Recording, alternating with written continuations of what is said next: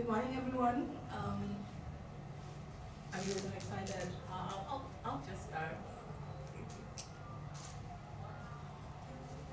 Is it? It's not working. So this is the agenda for today's talk. I just have like a little overview about what introducing about myself. I'm going to talk a little bit about the certificate, and I'm going to tell you, is the voice loud enough? I suppose it's like, okay. I'm going to tell you the 3 steps that we did to actually get certified in SOC 2 and the ISO certification, and a little quick summary. So let's get started. I was promoted to a traditional project leader where I lead traditional waterfall software development project. And then around 2013, SS&C started implementing Agile, and that's around that time that I got the Scrum Master certification. So I moved my role and become the Scrum Master for a little while. And then after that, I got promoted to a software development manager. And we can talk about why do we still need development manager for Agile teams later. And around that time, I have also get the certification in PMI-ACP, which is the Agile version of the PMP. After that, I moved. So I'm currently a DevOps director. So I moved from doing application code to infrastructure code and provide platform as a service for the organization. And throughout the years, I've participated in many of the audits that SS&C has gone through. If you are in Thailand long enough, there was one time that the Thai government told us to get certified in the CMI level 3, which I don't think anyone cares about that anymore. But at that time, if you certify in that, you would get some tax benefits. So we went through that. And then the other 2 that we went through is the SOC 2 and the ISO 27001. So let's start with why. Why do we even need all these certificates at all? Wouldn't it be enough if we just like make sure that we deliver fast, deliver high quality software, and keeps customer happy? Wouldn't that be enough? Maybe if the service you provide does not keep any of the customer data. So if you think about like the username, the password, name, address, date of birth, social security number, email, credit card information.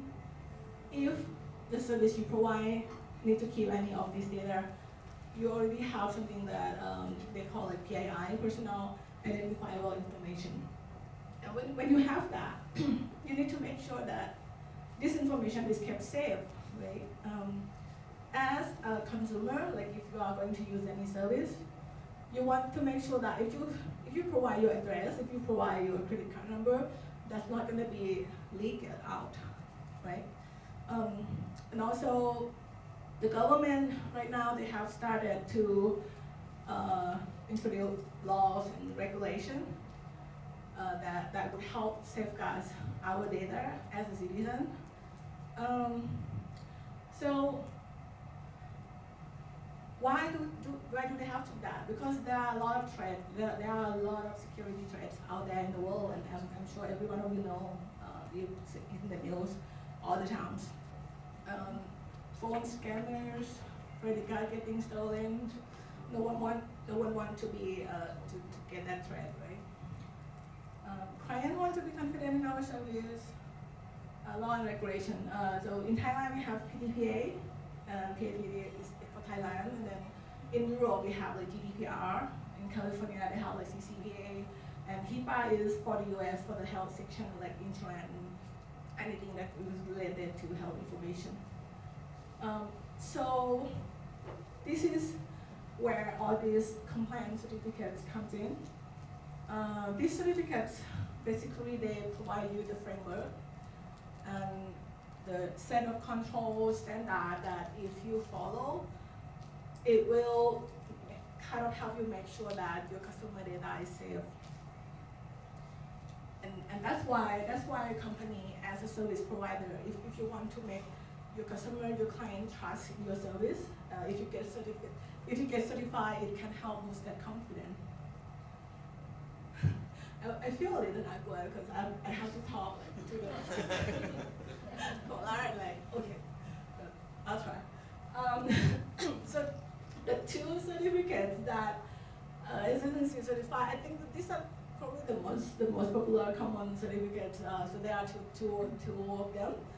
First one is the ISO 27001. ISO is more international. It's more international and it's focused on the 3 key of data protection, availability, confidentiality, and integrity. Second one is SOC 2. SOC 2 is more the US based, so this one is for, if you are doing the business in the US, you should be familiar with SOC 2. SOC 2 is created based on the trust service principle, security, availability, processing, integrity, confidentiality, and privacy. If you want to use a service, let's say you are looking to use a public cloud service provider, you can check, for example, like AWS or Google Cloud. Both of them certify both of these. So they kind of tell you, hey, I'm doing the due diligence to help safeguard your data. Okay, so if you already know that, okay, your service need this kind of certification, it's going to be beneficial, and you pick one of them that you want to pursue. Now what? Okay. 3 steps, really simple. Just the 3 steps. The first one is you need to understand those certificates.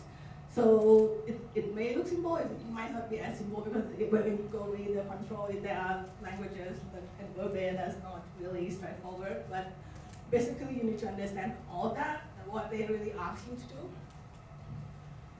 Once you know what they ask you to do, you need to define your process and policies. And basically think about how you are going to do that control. After that, the last step is simple. You just do it. Implement an evidence. You do it. You walk the talk. You do what you said you would do, and then you show the evidence that you do it. Auditor is going to come in and check the evidence and just make sure that you did what you said you would. And if you did all that, you would be compliant. So I'll walk through each step one by one. Oh, before that, yeah. I think so I was doing the CMMI when I was like a project leader and doing the waterfall. So that was like, in waterfall you already have a lot of documentation, like requirement document, test, even blah blah blah. And when I have to do that again with the Agile, the first thing that I have questioned is like, do I still need to do that much documentation to show to the auditors? Because if I have to do that much document, I don't think I'm gonna be that agile anymore. And I don't, even if you don't do agile, I don't think anyone likes to do documentation. So that would be the challenge that I had when I go through the first round with agile. And I will show you how we did that. Okay, step 1.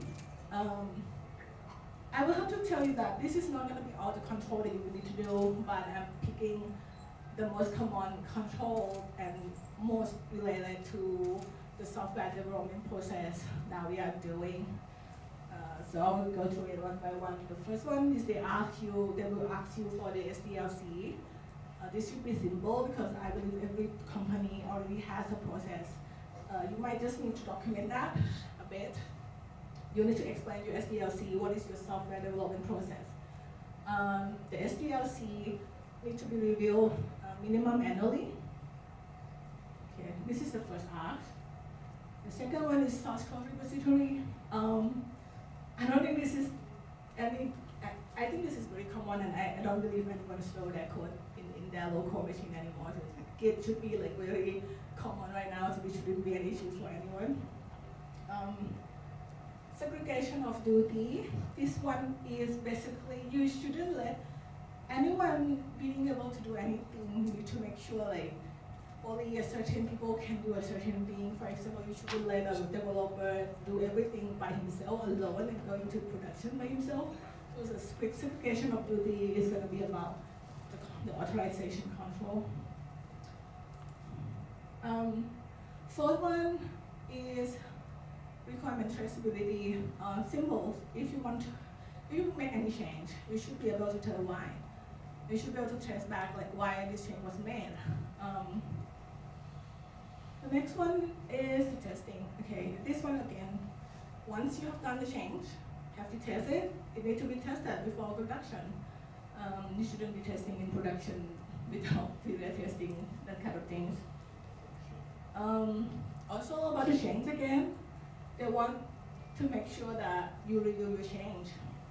So the change needs to be reviewed by some group of people, and you shouldn't be able to review and approve your own change. And this will be what they are.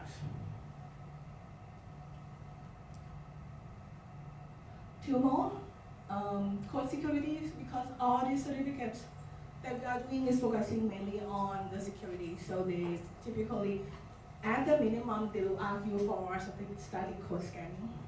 Static code scanning means you run a scan to the code in your repositories, and the scan should look for any vulnerabilities, security threats, and if you find any critical vulnerabilities, this code shouldn't go to production. Some might ask for a more scan, like a dynamic scanning, where you would run a scan to your servers, pretending to be a hacker and trying to hack to your system to find vulnerability. That might be some requirement as well, but I'll just focus on the static code scanning for now. Deployment approval.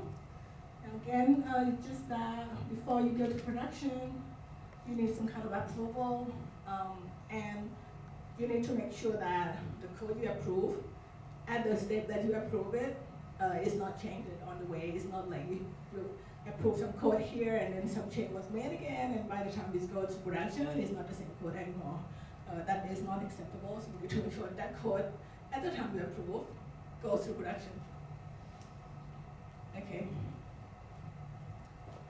Now, I just want to give a quick overview of the things that I'm not going to talk about here, but there are things that you should know. Like, this is probably more related on your infrastructure. It might depend on how you deploy your code. Like, are you using public cloud or you're using on-premise?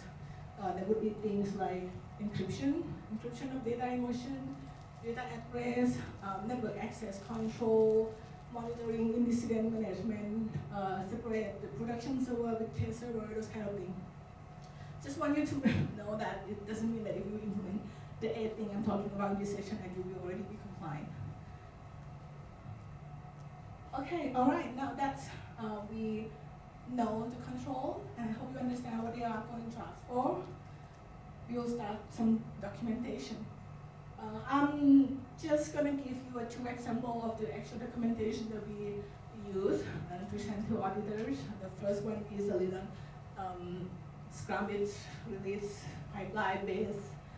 This is more for the modern application. In essence, we have like over 550 applications. So not every one of them is that modern application, but this one is for more modern application. So you would see like you have like a sprint here.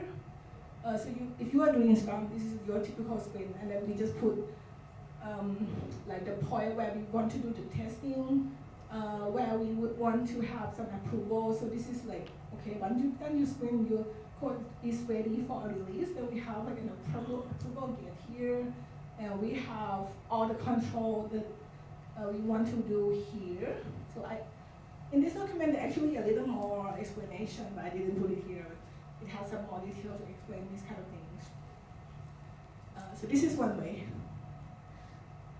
Another way, this is more for a little legacy application. So you can call this like a Kanban, or you can call this waterfalls, whatever, but it basically have the phases and the activities that we are going to do for these phases.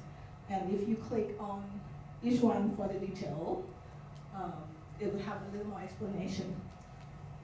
So just to give you an idea of what kind of documentation you can do, it can be any form. Any form, I would suggest try to make it as short and concise as possible.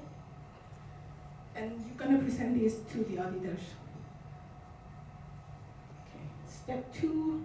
I'm not going to go to the detail because I'm going to bundle the detail in step 3. Okay, now the fun part is to actually implement it. So the only way we don't have to do a lot of documentation is we have to automate that. That means we have to automate our process. We have to make all the evidence as much as possible. I will go through it one by one. With the automation, things that come into play are tools. So here are some of the key tools that we are using in SSNC and we really use it right now. So we have we use GitHub as our main repositories and build pipeline. We have SSNC cloud infrastructure, so we have our own data centers, and our data center is already SOC 2 certified. So if you are using any service provider, you need to make sure they are certified, otherwise you probably have an issue. We have we use SonarQL, CodeQL, GitHub Action. For the backlog, we use Jira, we use Confluent for document. X-Ray is a test extension for Jira for test management that we are using. We use JFrog Artifactory to store the artifacts. We use One Identity Management. We use AD and the Workday, which I will explain how we use it in the later slides. So start with the easy one. The easy one, SDLC, you already wrote that in step 2, so you just show that and then done, check. Second one, if you already use GitHub, GitLab, or whatever source code repository, show that to the auditors, done. Third one, requirement traceability. This one, because we are using GitHub, we're using GitHub Enterprise version. We implement things that we call a pre-receive hook. So for every commit, we're gonna check for a valid Jira issue key. So when you do a commit, you need to provide a Jira issue key. You're gonna make an API call, verify that the key really exists and the key is in the correct status, blah, blah, blah. Yeah, so if the check goes through, then you will be able to commit your code. If not, you will be rejected, like this one. This one is me trying to commit something without Jira issue key, so your hook will be declined. And this is actually, when the auditor comes and wants to see the evidence, you can show something like this. You can have them sit with you and try to commit, and you can commit a valid commit and see that it goes through, and then you try to commit something without the issue keys, and you get rejected. That is sufficient. Okay, this is the 3 easy one that I think anyone should be able to do.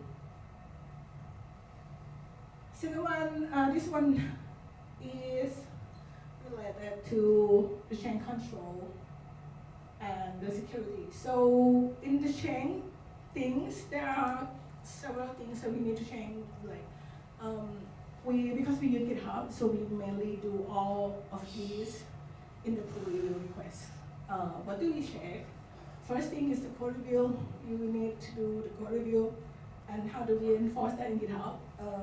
You can do a code owner require check, which will require a code owner to review your code before you approve the review.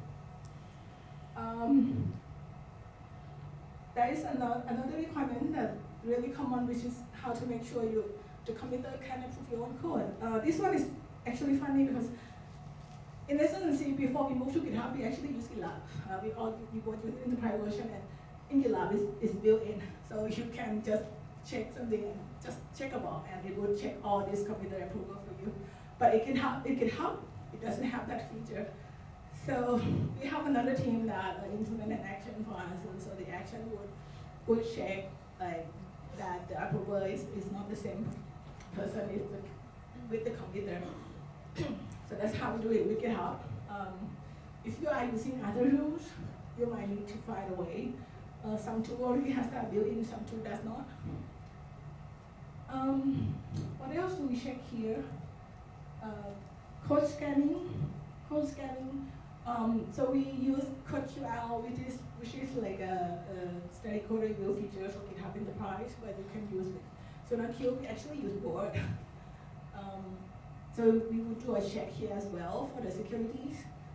The CodeQL will block you like the job would fail if you introduce a new critical vulnerability, so you will not be able to launch your pull request until the vulnerability is fixed. You can do the same with SonarQube, you just need to make sure you set your workflow correctly. Okay, that's the code chain review and securities. Approval. Okay, so approval, deployment approval.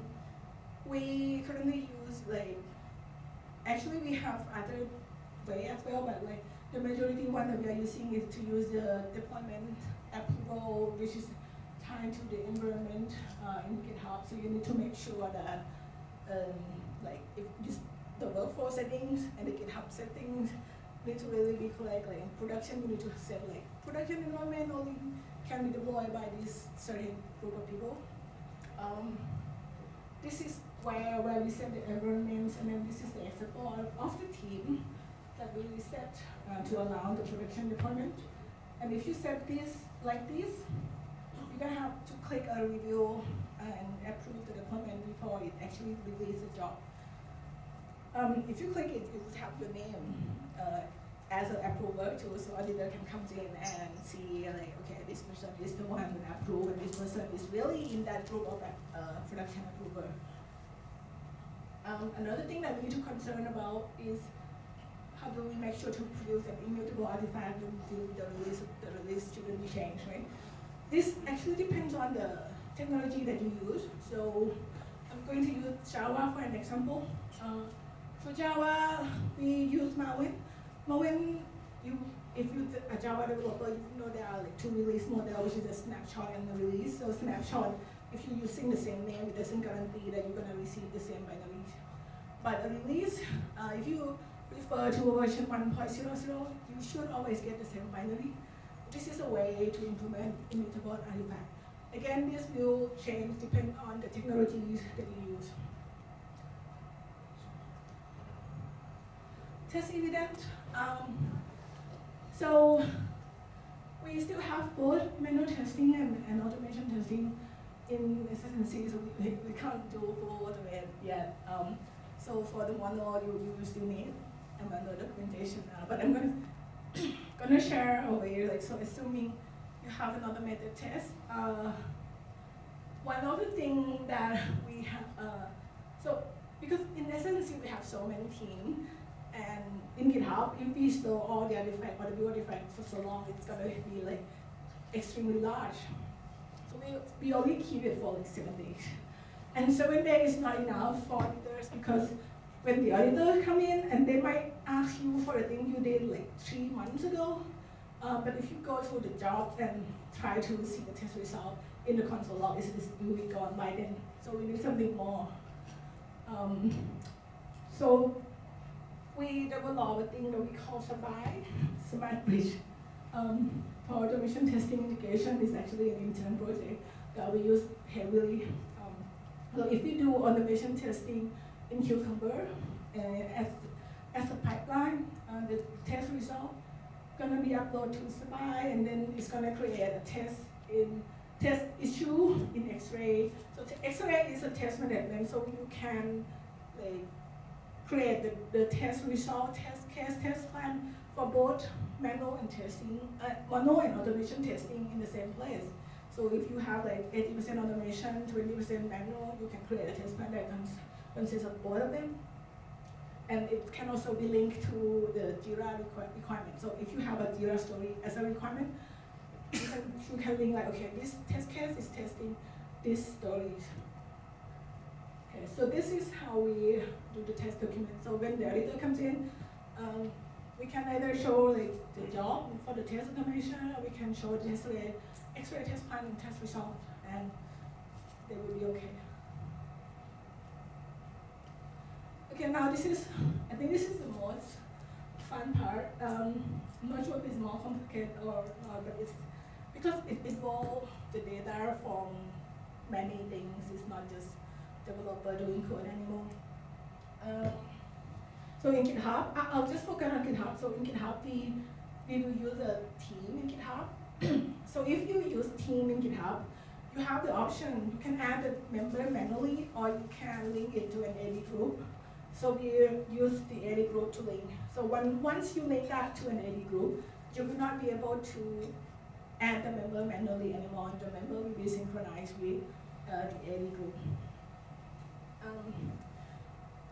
And we use that information for attestation because the critical thing in audit is that you need to keep attesting. So you need to keep check that this person who can approve the deployment should still have the authority to approve the deployment at the minimum every 3 months. So the attestation is really the key for audit. And what could change? Like, why would someone who used to be able to approve deployment shouldn't be able to do it anymore? Right? There could be like, he could leave, could resign from the company, and by resigning, he should not have any access to the company asset. He should move. Like, I'm currently from financial services business unit. If I move to a health solution business unit, I probably should not be able to approve anything in financial services anymore. So this kind of change would happen, or your manager might just decide that you should not be doing that anymore. So how do we do that attestation? We use one identity managers, and we need to combine data feed. So we have the birthday, use birthday as a data feed for employee. Journal leavers, we use edit group, so we're gonna feed the data and together we can have data. And it's gonna trigger if there is any change, or sometimes it's just a quarterly, it's gonna trigger to the person with the authority to approve that attestation. And if I'm already moved to a health solution business unit and my manager denied my access here, the denial should be feedback, and then I should be removed from, let's say, GitHub authorities that it need to be removed. That's how we do the attestation. Oh, I think that's all. Okay, so I've gone to the 8 control, common control for audits.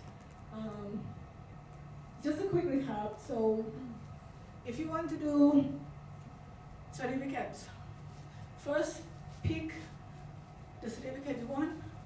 Second, understand it. Understand all the control, understand the standard, the frameworks that you need to do. And then you just think about how you want to do it. You need to do some document at this step, but it should be like a one-time thing, and it should be like maybe a lot on the beginning, but then after you have the first standard, you just need to review and add on if there is any change. After that, it's really simple. You just implement and provide the evidence. Just do what you said you would do. Keep the integrity. Do what you said you would do. Provide the evidence, and you will be able to go through the certification just fine. And you probably have noticed that picking the right tool really play an important key here. Because if you, like, for us, we use GitHub, we used to use GitLab before. Many of this control is already supported by the tool. And like 80% of your work is already done by picking the right tool.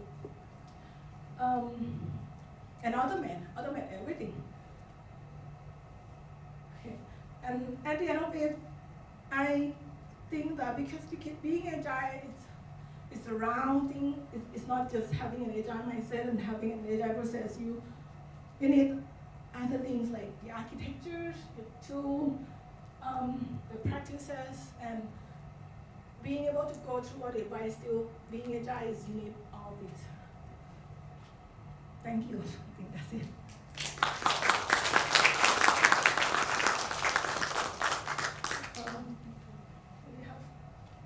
Thank you. And if any one of you wants question, yes, please. I think I'm not sure that as you mentioned about the approval on the deployment process, I'm not sure how about the non-prod and production would be treated the same or. Oh, okay. Auditor will not care about non-production. They would only care about client-facing platform. The production, and if you have another client-facing platform, that will be, you can do whatever you want in non-prod. So another one is how you deal with the. I'm not sure the engineer package on the SSC is already complied with the process or you need to introduce the process and then let them follow. We already passed the certificate, so we already compile. We do have a change, like as you mentioned, we used to use GitLab before, so that is a different implementation. When we need to move to GitHub, we need to find another way to do the same implementation, the same control. Yeah. You mean that in the SSC, you already let's say already complied with the SOC first or? SOC 2, yeah, SOC 2 we already certified. Because SSC is a global company, so we have business unit in the US and in the UK, in Thailand, and like my team, we work mainly for the US business, so we have to participate in SOC 2 because the client is there. And then we are also doing the ISO 27001 ourselves in Thailand. The auditor comes to Bangkok and do that. So yeah, anytime we change the tool, you might need to review your process and policy. There's another question. Jay. You just explain automate way of the development process that you have. But development things alone, there are some other stuff like knowledge sharing and other things that is not the code. How do you handle that for the audit? Actually, audit doesn't really ask about knowledge sharing because whether you share your knowledge or not is not currently the security, I think. But no, there is no question about knowledge sharing in the team. Or they don't ask? They don't ask. It's not in the control. So doing the compliance doesn't mean you are doing a good Agile. I have to say. But you just make sure that your code and your service is secure. So they don't ask about knowledge sharing. If sometimes knowledge sharing can leak, like some security leak, they might ask.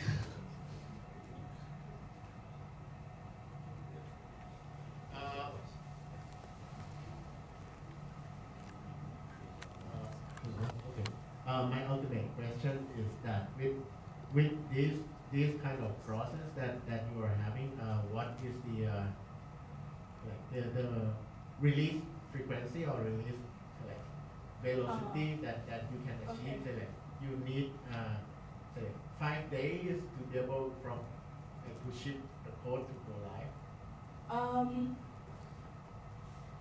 I don't have a single answer for this because, as I said, we have over 550 applications. So there's still, I have to say that we still have legacy that will take like 3 months to release, like mainframe-based application. For more modern application, we are aiming for 2 weeks. So we have a product we call this is like a pure cloud native application. This one is more agile, more CI/CD based. So can I conclude your answer that for the better cases we can expect the velocity to be up to 2 weeks for each release? No, I wouldn't say so because your system is gonna be different. Right. But the more you can automate and the more you don't have to do manual documentation, the faster you can release. Yeah. Thank you. Thank you for the talk, this is Jerry. I noticed in your slides, there is probably only one place with the word spelled all capital. That is the sorry, Oh, yeah. the code owners. Yes. So I'm curious, does that mean anything in the certificate, or is No, it no, some special standard? That's for just a that? standard GitHub. So in GitHub you have like a code owner file with all cap. Thank you. Yeah.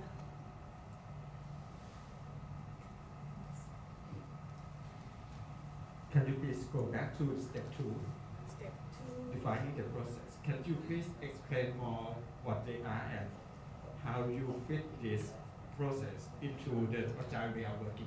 Which one? Next one, yeah.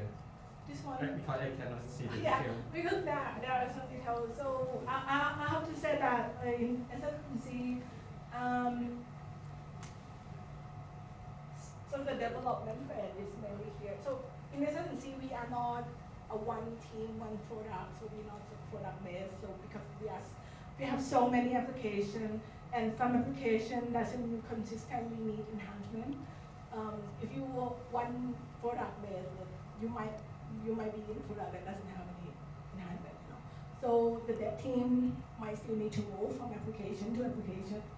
So the reason that we have phases like this is because we have multiple teams. For example, we have a different support team. The first one is mainly when we start a project. We have like a business group that will decide if this should be a project or not. So the project in essence it can come from either we want to implement a new feature or a new product, or it could come from a new regulatory requirement. Like in Thailand, we usually get to do PDPA, and that becomes a project. Or sometimes it's a client requirement, can also become a project. But these business people will have to make the decision first. If this should be a project or not. And then after that, this is where we start looking for teams. Like which team is gonna do that? And then there are some, how can I say? So there is a thing called soft cap in the US. So if you have some development that match some criteria and you lock this hour to this soft cap, you will get a tax benefit. There are things like that that we need to do.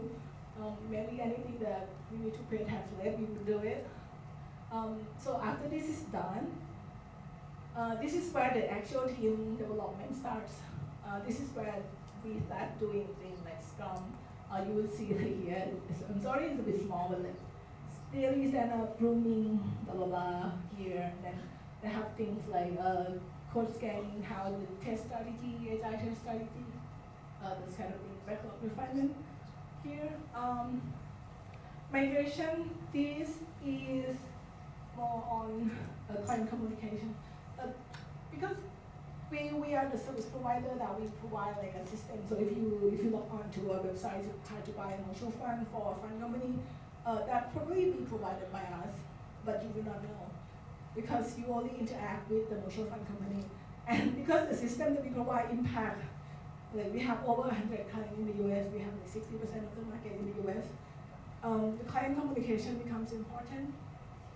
So this is more on those kind of things here. And this one is just hand over to support. That's the way it is. So I would like if you said it's agile as much as we can do given the current situation in our company.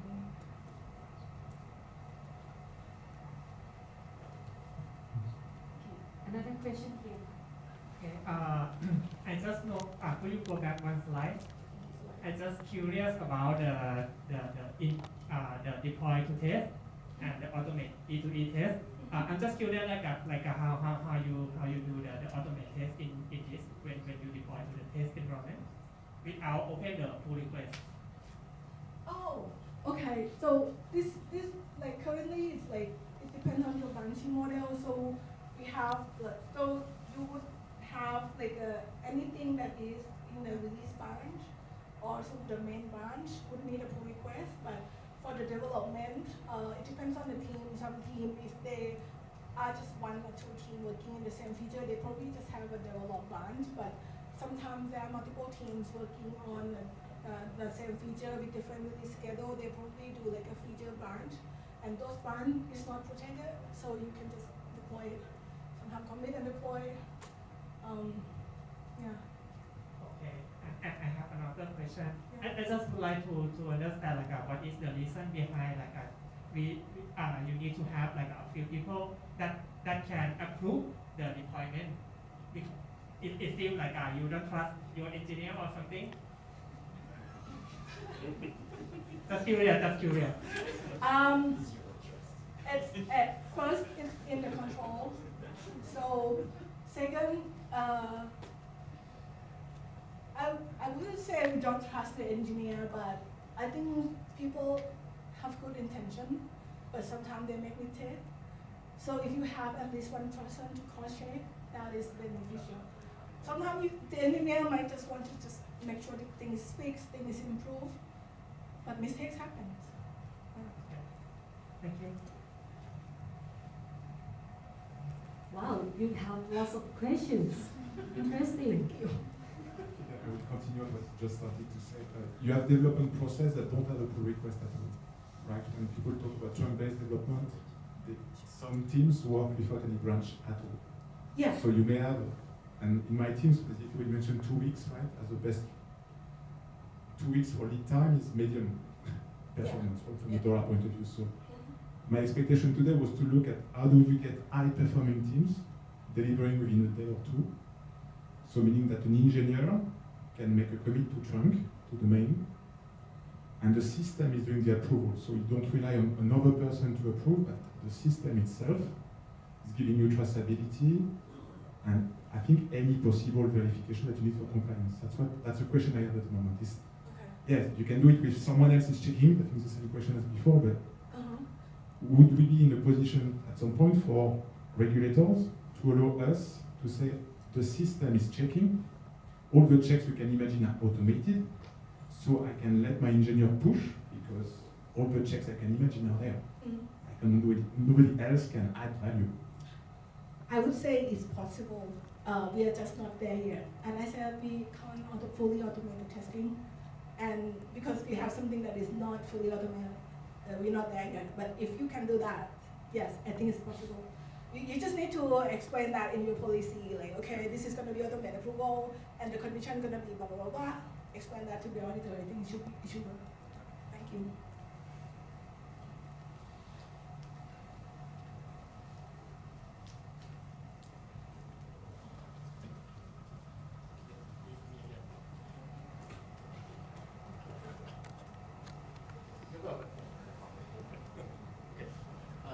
Yeah, so you mentioned that we need to track we need to be able to trace all the code back to the requirements, right? I mean, with this kind of process, there's like two things that kind of iffy in terms of what is the requirement. Like one is refactoring, like the technical improvement of the code, and B is the pipeline fixing that doesn't really bound to any kind of business requirement. Pipeline is failing because somebody put a test that bound to specific date and time, for example. How do you deal with that kind of cases? Oh, just create a Jira story to represent that. You don't have to use Jira as a full story with like avoidable things, you know. Sometimes if it's really required, I mean, like for my team, I do infrastructure and code. I need to also do this, and for doing the infrastructure code, don't really have a business requirement, those sort of things. So we just have like a Jira issue as a task. And we both send them. Maybe one last question. Okay, since you repeat several times, I want to confirm using my own word. So it seems for both certificates, the most important thing is first you say what you want to do, and then what's important is you actually doing what you want to do, right? That's the most important thing, right? Yes, and you need, when the things you want to do need to answer all the controls as well. Yeah. Also, there are some basic controls you have to acknowledge. Yes, that would be a set of controls. You need to be able to answer them, so they will come to you asking questions relating the control. Okay. You need to be able to give all the answer. Okay, I did this is how I do it, and you can see it here. I see. Okay, thank you. Thank